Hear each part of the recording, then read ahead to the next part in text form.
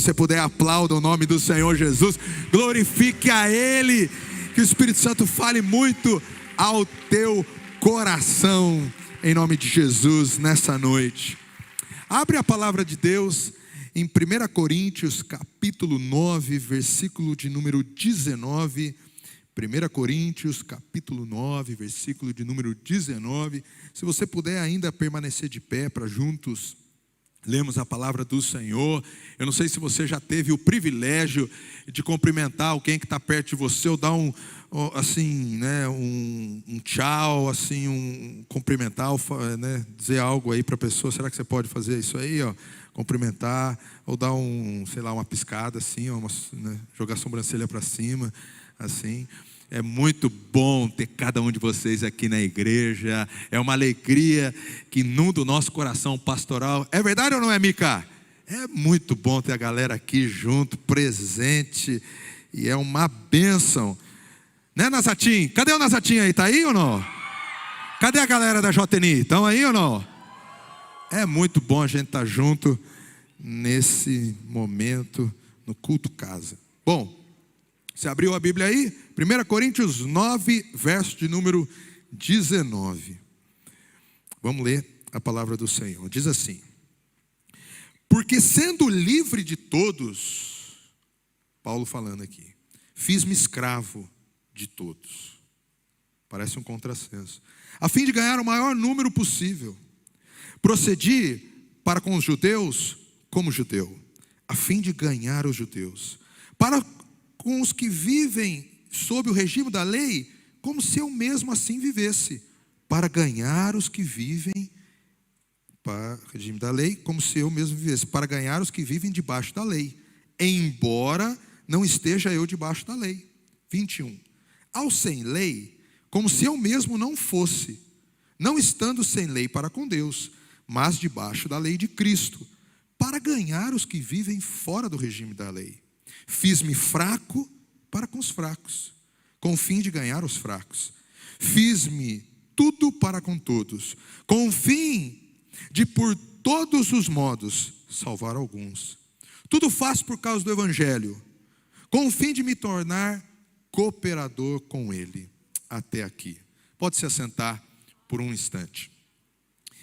Bom, esse texto, né, impactou e mexeu muito comigo.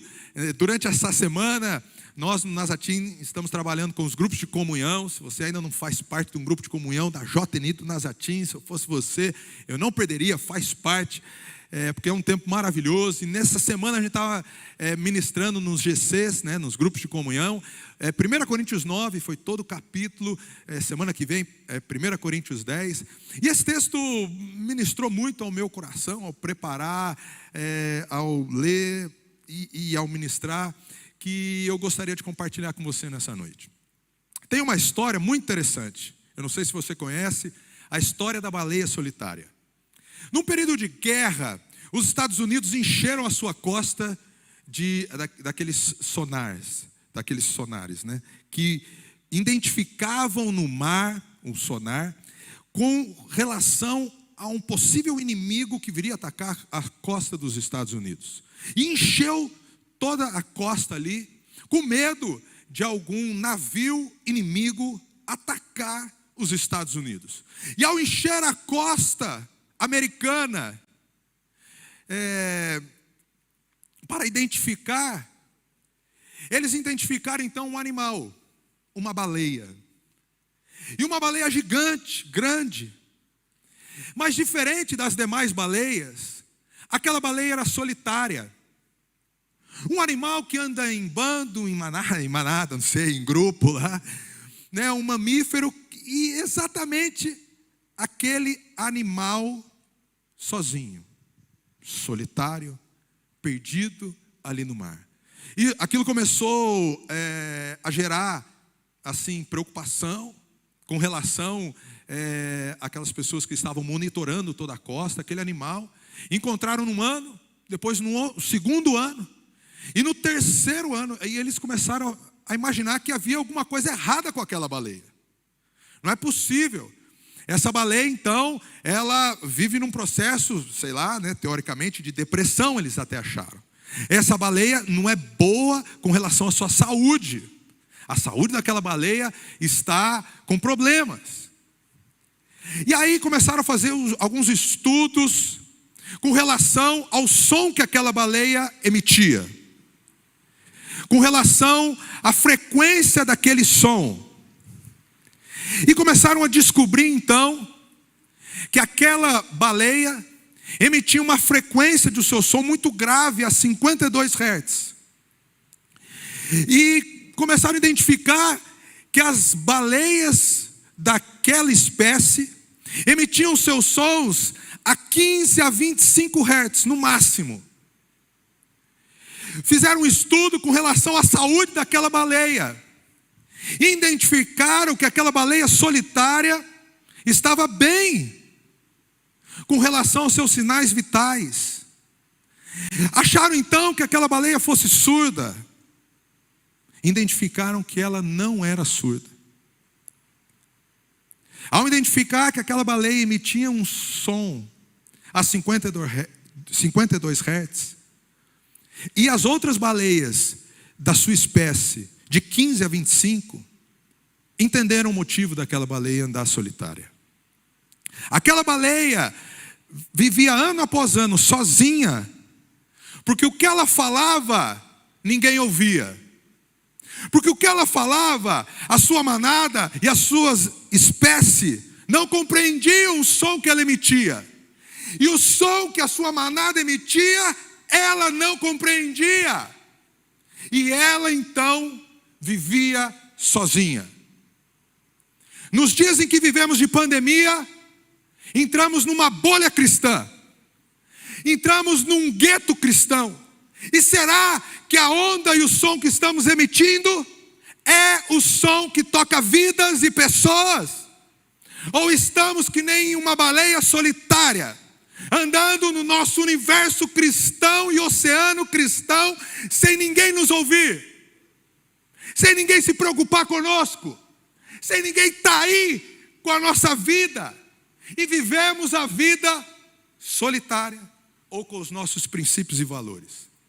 Abrindo essa palavra com relação à baleia solitária, eu quero que você tente verificar se temos ou não vivido assim, ou você ou eu, porque esse texto veio muito ao meu coração, e ele traz o exemplo da vida do apóstolo Paulo.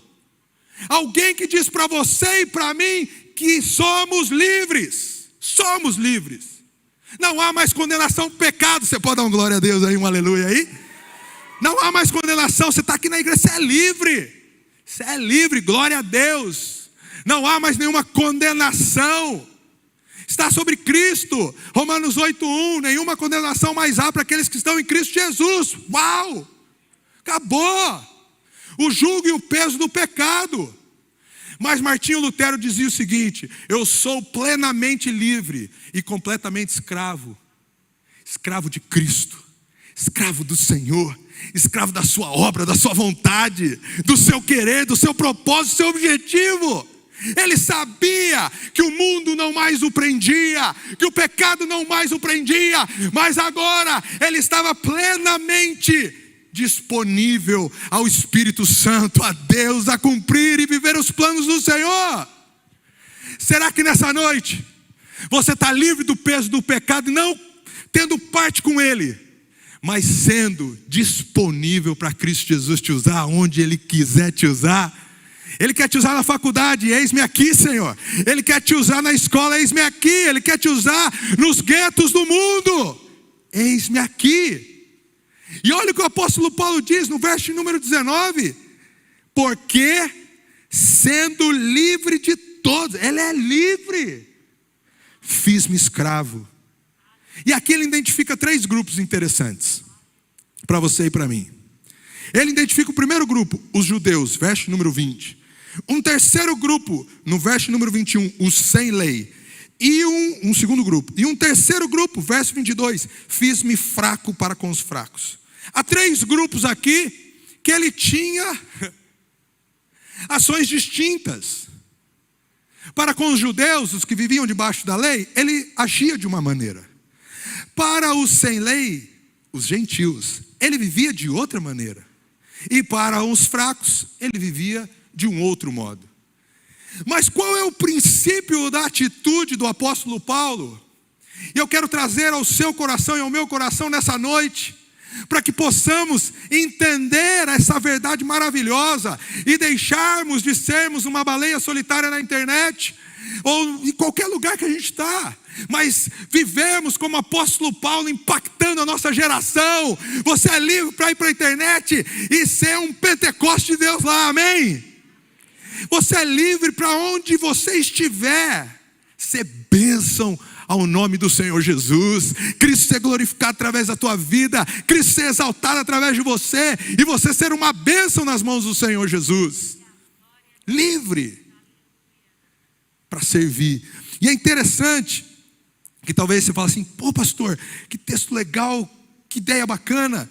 E aí eu quero só dar um contexto, e presta atenção aqui em 2 minutinhos, sobre Coríntios, e sobre aqui o que acontece com o apóstolo Paulo. Em Atos capítulo de número 18, na sua segunda viagem missionária, Paulo chega então, agora na cidade de Corinto. Oriundo de Atenas, depois de uma pregação épica no Areópago, ele sai e chega em Corinto. Em Corinto ele encontra Priscila e Áquila, que faziam tenda, como Paulo também fazia, e ele começa a trabalhar. Mas ele fica ali 1 ano e 6 meses, um impacto naquela cidade, um impacto na vida daquelas pessoas. Deus dá uma visão para ele, ele fica ali, planta o evangelho. Depois, como você depois pode ler na sua casa, em 1 Coríntios 5,9, diz que ele já havia mandado uma carta, e agora ele escreve na sua terceira viagem missionária na cidade de Éfeso, no ano 53 a 57, a primeira carta à cidade de Corinto, aos coríntios.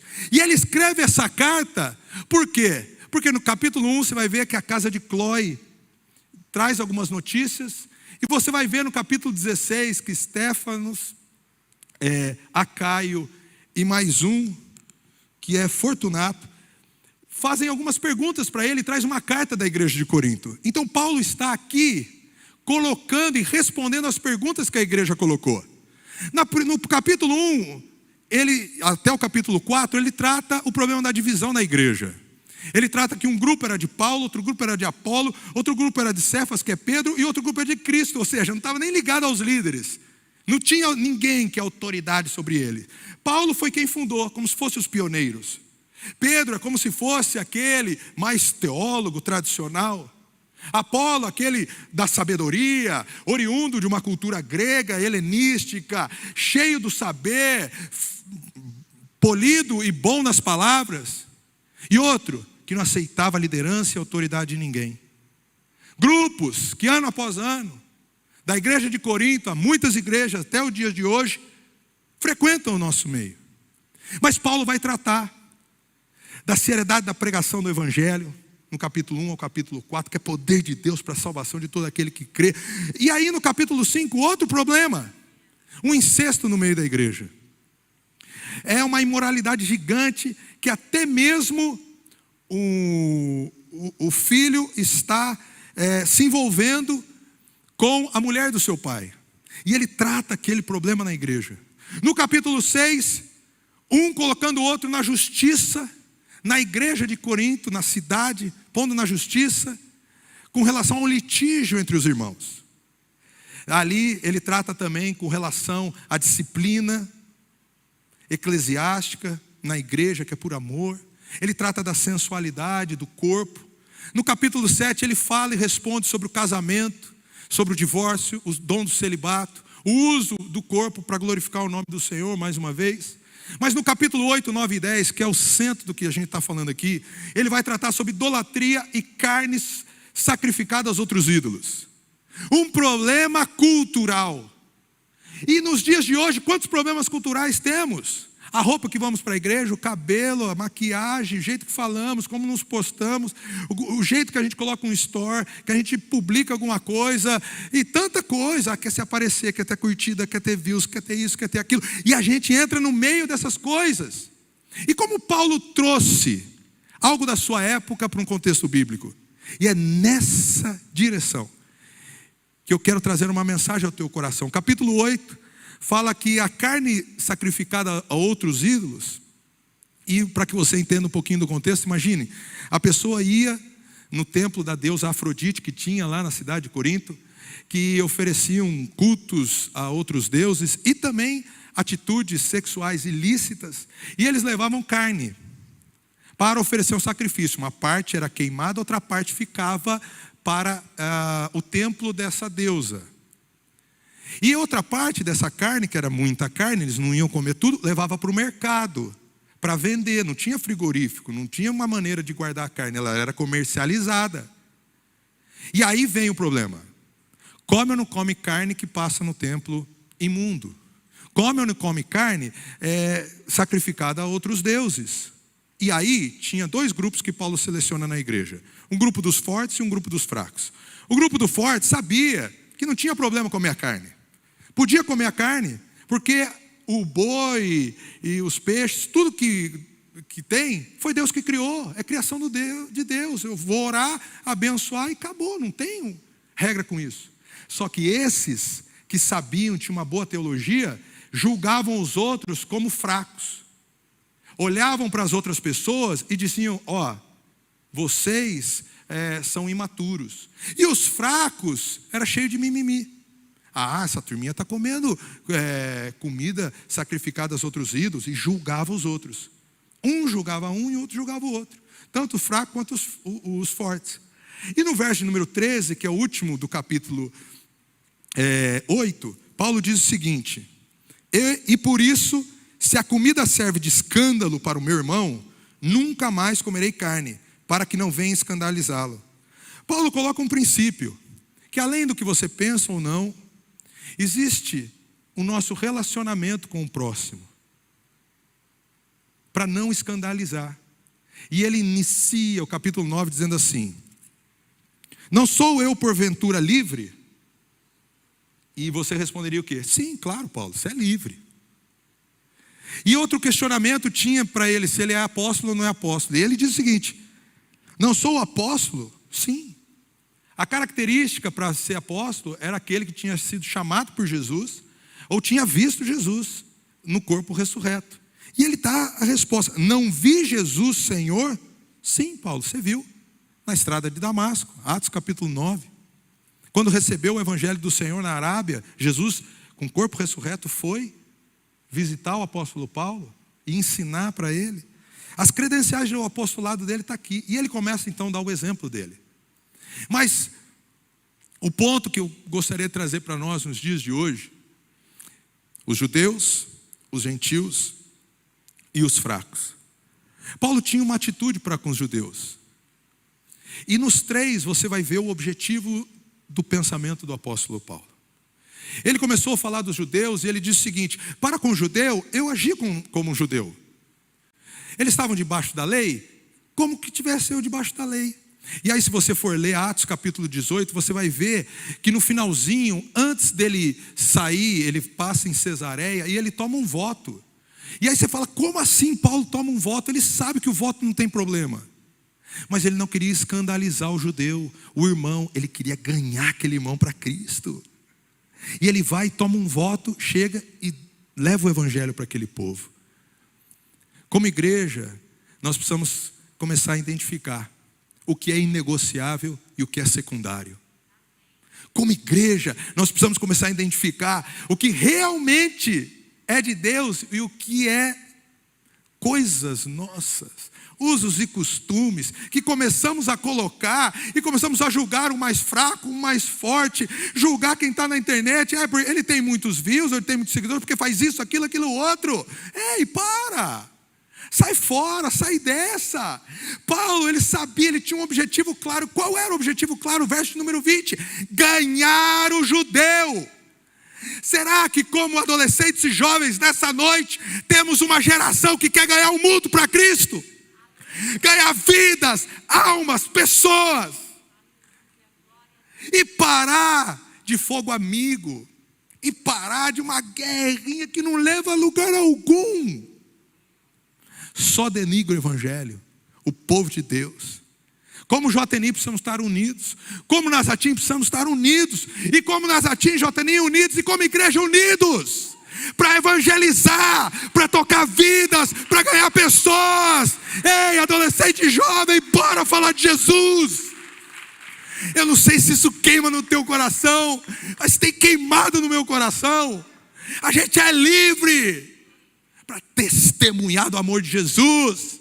Para de ser um crente chato, mala, que só tem coisa para reclamar, que vê defeito nos outros. Seja forte ou fraco, como Paulo denominou no capítulo 8, depois se lê em casa, que é aquele que come ou que não come. Ou vir na igreja, começar a achar um monte de defeito, ou simplesmente em qualquer lugar, um ministério, não interessa, whatever.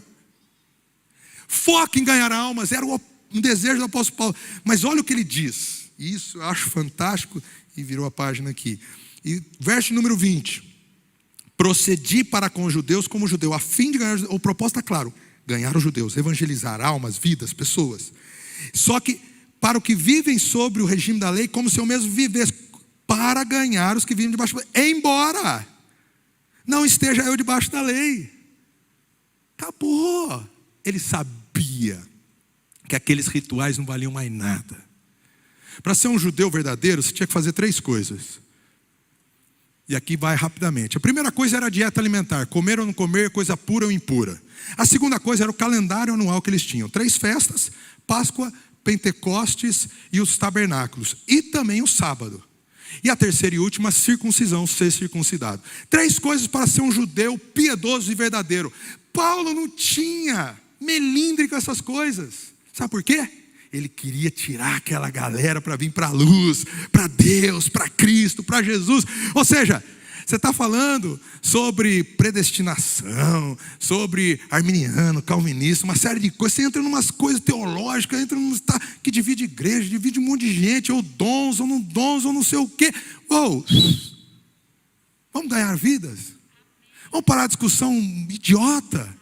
Vamos ganhar almas, pessoas. Vamos focar em Jesus, no sangue de Jesus, na cruz de Cristo. Amém ou não amém? Glória a Deus, para cima. Agora, e para os do mundo? É os de fora da lei. Vamos dar uma olhada como é que Paulo agiu. E vamos ver como é que a gente deve agir. Vamos lá. Para os de fora da lei. 21. Aos sem lei. Como se eu mesmo não fosse. Como assim, Paulo? Tá doidão? É do mundão? Tá com cabelo longo, com trança, com não sei o quê. Sei lá, tá de boa na Arautos lá, andando com a galera, assim, não sei o quê. Não estando sem lei para com Deus, mas debaixo da lei de Cristo. Olha que lindo. Paulo estava com os caras gentil, mas ele não estava em pecado. Tem gente que quer ganhar os de fora e quer fazer a mesma coisa. Hey, hello, acabou, não tem como. Você quer ganhar os de fora e agir com os de fora?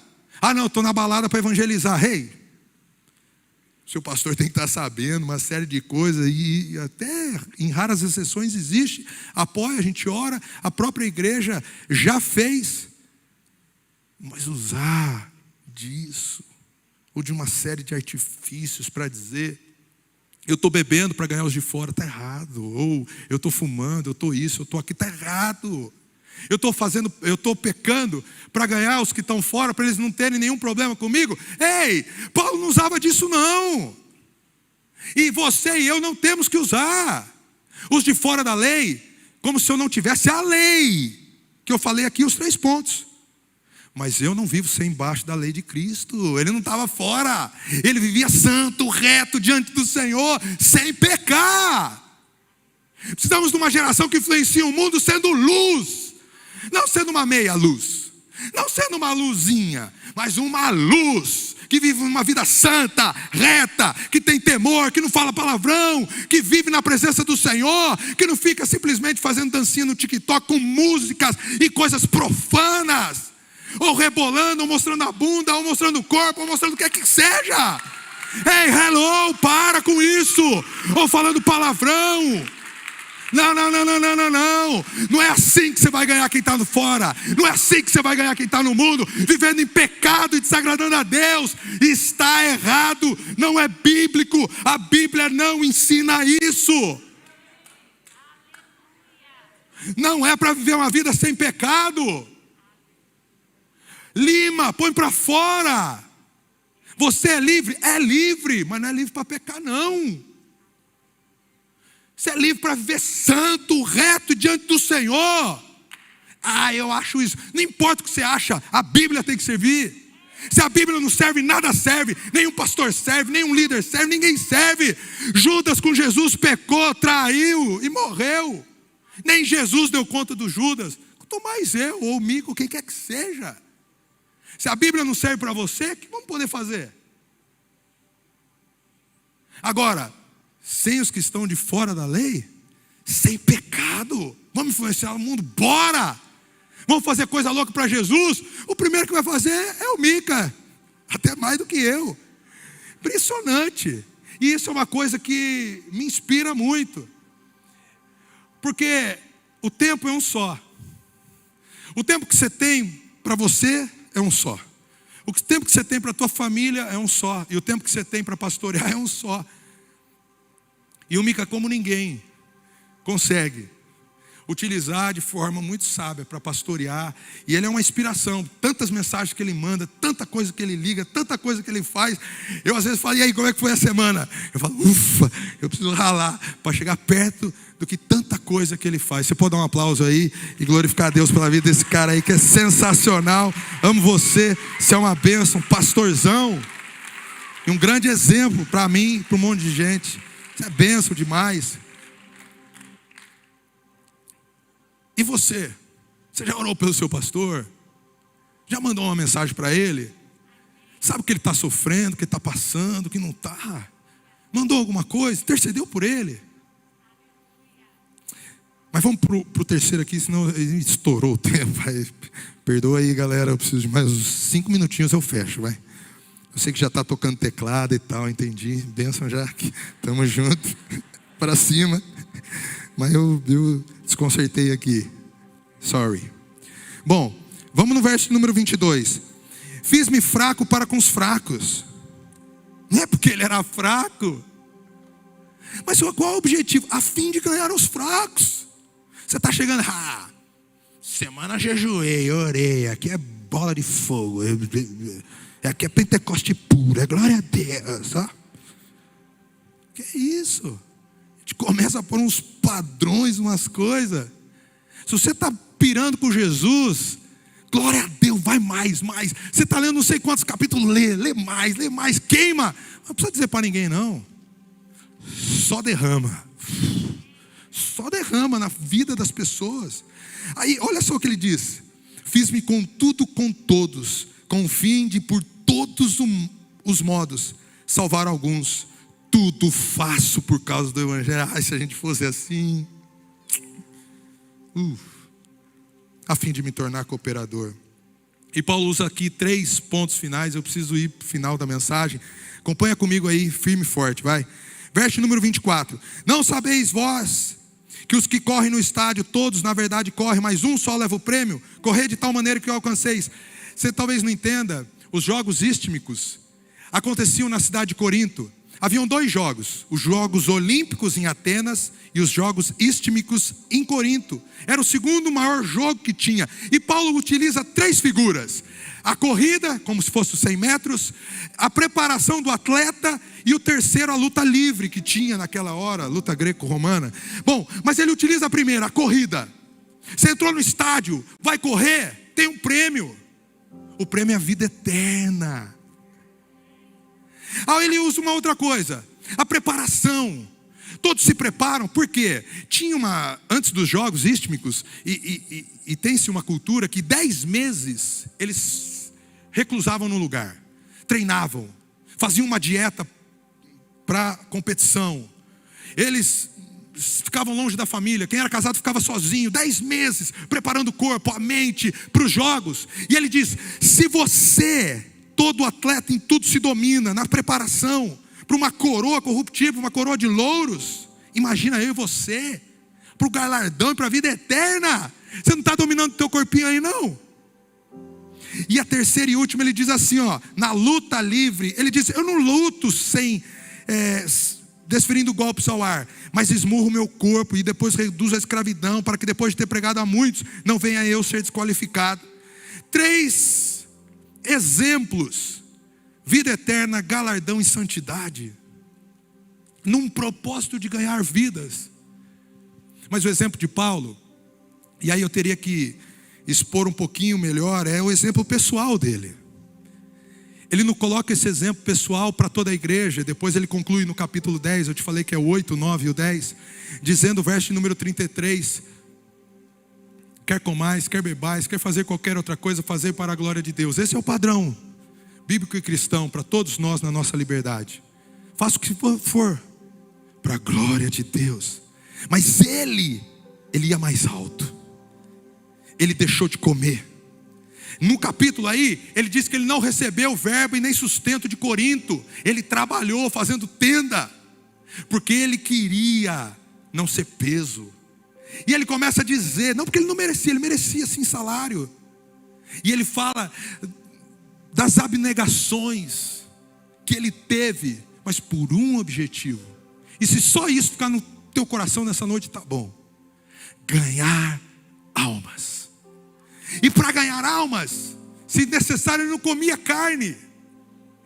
E se para ganhar almas, se necessário, ele vivia como judeu, ele vivia como judeu. Viveu sem lei, ele vivia sem lei. Para viver fraco, ele vivia como fraco. Para não receber salário, não recebia salário. Mesmo passando necessidades. Será que esse propósito não mexe com você? Para sair da sua zona de conforto e ganhar almas? Quem nessa noite o Espírito Santo coloca no teu coração, adolescente e jovem, para você ir evangelizar, ganhar almas e muitos, e ser um cooperador nessa noite na sua vida do evangelho, com judeu como judeu, mas sabendo que aquilo lá passou, com sem lei, mas sem pecado, e com os fracos, entendendo as suas debilidades. Talvez tenha alguém na igreja que acha que não deve entregar dízimo. Entenda o cara. Ensina, manda, conversa, caminha junto, não julga não. E tem tantas outras coisas. Será que você é livre para não fazer uma tatuagem, para glorificar o nome do Senhor Jesus e esmurrar o seu corpo para ganhar almas? Eu coloquei uma coisa pequena. Ou para pôr um piercing, ou para fazer qualquer outra coisa, mas com um objetivo maior de ganhar o evangelho, ganhar vidas, ganhar almas, ganhar pessoas. Mas nós não estamos nem aí geralmente. E essa é a minha reflexão, e para mim, falei, Deus, que a minha liberdade nunca se torne em libertinagem, que a minha liberdade me faça escravo de Cristo, escravo ao teu querer, à tua vontade, que essa liberdade que eu tenho me faça ir mais além e ganhar vidas e almas. Eu não quero ser uma baleia solitária, falando que ninguém quer ouvir.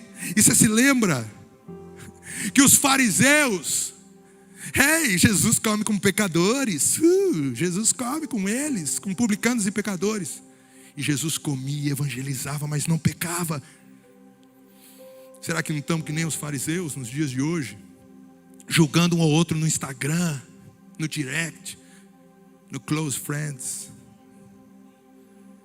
e em N coisas mais. Mas será que nessa noite você é livre para ganhar vidas em nome de Jesus? Você é livre para impactar pessoas? Você é livre para impactar tua casa, tua família? Você é livre. E como Paulo foi e abalou, como Atos 17, verso número 6, Paulo e Silas, na segunda viagem missionária, estes que têm transtornado o mundo chegaram aqui. Será que esses que têm transtornado o mundo chegaram aqui na central? Chegaram nas escolas, nas faculdades, nos trabalhos, na casa? Será? Esse é o anseio do meu coração. Esse é o anseio da tua alma. Ganhar vidas e usar a tua liberdade para brilhar Jesus na tua geração. Se coloca de pé, eu quero orar por você. Se coloca de pé, eu quero interceder pela tua vida. Se coloca de pé, eu quero que você saia daqui livre, e é livre, mas escravo para fazer a vontade do Senhor, o querer dele, e parar de bobagem e coisas que te prendem na mente e no coração, mas simplesmente ganhar vidas e almas. Coloca a mão no teu coração aí, vamos orar, vamos falar com Deus. Pai, graça nós te damos nessa noite maravilhosa, nesse tempo precioso. Como é bom estarmos na tua casa, com o exemplo de vida do apóstolo Paulo. Marque a nossa geração um homem que viveu acima da sua época, um homem que esmurrou o seu corpo, um homem que viveu escravo de muitos, sem a necessidade, mas ele tinha um objetivo: almas, vidas e pessoas. Será que esse desejo não inunde o nosso coração nessa noite, a sermos sábios e ganharmos almas no Instagram, na internet, com vídeos, com ideias, mas sem entrar em guerras teológicas, sem pecar, sem desmerecer o nosso irmão, mas sermos sábios, influenciar uma geração e um mundo para Cristo. Ah, Senhor, levante novos Paulos dos dias de hoje neste lugar. Ah, levante homens e mulheres de Deus a tocar vidas hoje, amanhã e sempre, dispostos a um prêmio que é a vida eterna, a uma coroa incorruptível, a esmurrarem o corpo e a viverem santos, separados, retos, para viverem para louvor da tua glória. Toca essa geração livre para viver os teus planos, a tua vontade e os teus propósitos, em nome de Jesus, amém.